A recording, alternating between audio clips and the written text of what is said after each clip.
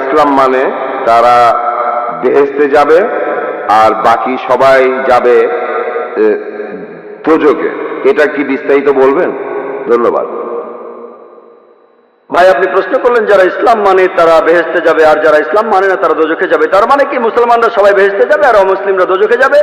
ভাই, কি করলে বেহেশতে যাবেন সেই কথাটা রয়েছে সূরা আসরে 1 নম্বর আয়াত থেকে 3 নম্বর আয়াতে বলা হয়েছে, ইন্নাল ইনসানা লাফি খুসর ইল্লাল্লাযিনা আমানু ওয়া আমিলুস সলিহাতি ওয়া তাওয়াসাউ বিল হাক্কি ওয়া তাওয়াসাউ বিস সাবর। মহাকালের শপথ, মানুষ জাতি অবশ্যই ক্ষতিগ্রস্ত তারা বাদে যারা ঈমান আনে, যারা সৎকর্ম করে, যারা মানুষকে সত্যের উপদেশ দেয় অর্থাৎ দাওয়া, আর যারা মানুষকে ধৈর্যের উপদেশ দেয়। কোন মানুষ বেহেশতে যেতে চাইলে তার 4টা জিনিস লাগবে: ঈমান, বিশ্বাস, ইসলামের স্তম্ভগুলির মধ্যে একটা সৎ পথে কাজ, মানুষকে সত্যের উপদেশ দেয়া আর মানুষকে ধৈর্যের উপদেশ দেয়া। এই 4টা জিনিসের একটাও বাদ গেলে স্বাভাবিক পরিস্থিতিতে আপনি বেহেশতে যেতে পারবেন না। শুধু আপনার নাম আব্দুল্লাহ, মুহাম্মদ, সুলতান বা জাকির হলে আপনি বেহেশতে যেতে পারবেন না। শুধু মুখে মুসলিম দাবি করলে বেহেশতে যাবেন না। আমি আমার লেকচারেও বলেছি, পবিত্র কোরআনে সূরা আনকাবুতের 2 নম্বর আয়াতে উল্লেখ করা আছে, আমি ঈমান এনেছি কথা বললেই, আমি মুমিনের কথা বললেই তোমরা কি মনে করো তোমরা বেহেশতে যেতে পারবে? আল্লাহ তোমাদের অবশ্যই পরীক্ষা করবেন। তাহলে নিজেকে মুসলিম দাবি করলেই আপনি বেহেশতে চলে যাবেন না।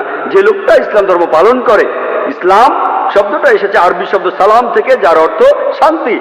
এর আরেকটা অর্থ ঈশ্বরের কাছে নিজের ইচ্ছাকে সমর্পণ করে দেয়া। যে লোক আল্লাহর কাছে নিজের ইচ্ছাকে সমর্পণ করে দেয় সেই হলো মুসলিম। তাহলে যে লোক ঈশ্বরের কাছে নিজের ইচ্ছাকে সমর্পণ করে, তার নাম যাই হোক না কেন, সে বেহেশতে যাবে।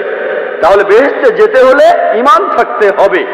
সবগুলো স্তম্ভের কথাই বলেছি। একজন সৃষ্টিকর্তা আছেন, নবী রাসূল আছেন, তারপর পরকাল আছে, কিতাব আছে ইত্যাদি। ভালো সব কাজ করা আর মহান স্রষ্টার কাছে নিজের ইচ্ছাকে সমর্পণ করা। আপনি যদি স্রষ্টার কাছে নিজের ইচ্ছাকে সমর্পণ করেন, আরবিতে সেটাকেই বলা হয় ইসলাম ধর্ম। তার মানে এই না যে আপনি পাকিস্তান বা সৌদি আরবে থাকলে বেহেশতে যাবেন না। সৌদি আরবের সব লোক আর পাকিস্তানের সব লোক আল্লাহ মালুম, তিনি জানেন সবাই বেহেশতে যাবেন কিনা। তাহলে সেই লোকগুলোই বেহেশতে যাবেন যারা আল্লাহ তাআলার নির্দেশগুলো মেনে চলে, যে আল্লাহ তাআলার নির্দেশগুলো মেনে চলে। আর আমি আমার লেকচারে বলেছি, যদি আপনারা ঈশ্বরের এই নির্দেশগুলো মেনে চলেন, শুধুমাত্র নাম দিয়ে নিজেদেরকে মুসলিম বা মোহাম্মদ বা আব্দুল্লাহ বলে আপনারা বেহেশতে যেতে পারবেন না। নাম বদলানো এখানে আবশ্যক নয়। একটা নাম গ্রিন, এটা মুসলিম নাম নয়, এই নাম নিয়ে আপনি বেহেশতে যেতে পারবেন না এমনটা নয়। ইনশাআল্লাহ তিনিও বেহেশতে যাবেন, তিনি মুসলমান হয়েছেন, আগে খ্রিস্টান ছিলেন। তাহলে নাম দিয়ে বেহেশতে যাবেন না, ভালো কাজ থাকলে যাবেন। ঈমান, সৎ কাজ, মানুষকে সত্যের উপদেশ দেয়া, ধৈর্যের উপদেশ দেয়া। যদি ভালো কাজ করেন, আপনার ঈমান থাকে, মানুষকে সত্যের আর ধৈর্যের উপদেশ দেন, ইনশাআল্লাহ তাহলে সেই লোক বেহেশতে যেতে পারবেন। আশা করি উত্তরটা। ইসলাম শব্দটা এসেছে আরবি শব্দ সালাম থেকে, যার অর্থ শান্তি। এর আরেকটা অর্থ ঈশ্বরের কাছে নিজের ইচ্ছাকে সমর্পণ করে দেয়া। যে লোক আল্লাহর কাছে নিজের ইচ্ছাকে সমর্পণ করে দেয় সেই হলো মুসলিম।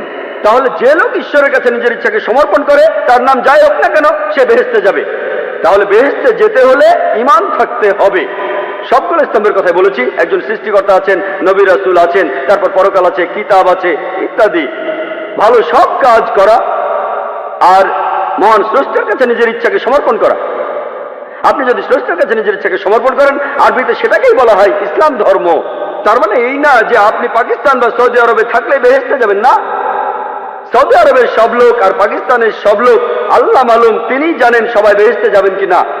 তাহলে সেই লোকগুলোই বেহেশতে যাবেন যারা আল্লাহ তাআলার নির্দেশগুলো মেনে চলে, যে আল্লাহ তাআলার নির্দেশগুলো মেনে চলে। আর আমি আমার লেকচারে বলেছি, যদি আপনারা ঈশ্বরের এই নির্দেশগুলো মেনে চলেন, শুধুমাত্র নাম দিয়ে নিজেদেরকে মুসলিম বা মোহাম্মদ বা আব্দুল্লাহ বলে আপনারা বেহেশতে যেতে পারবেন না।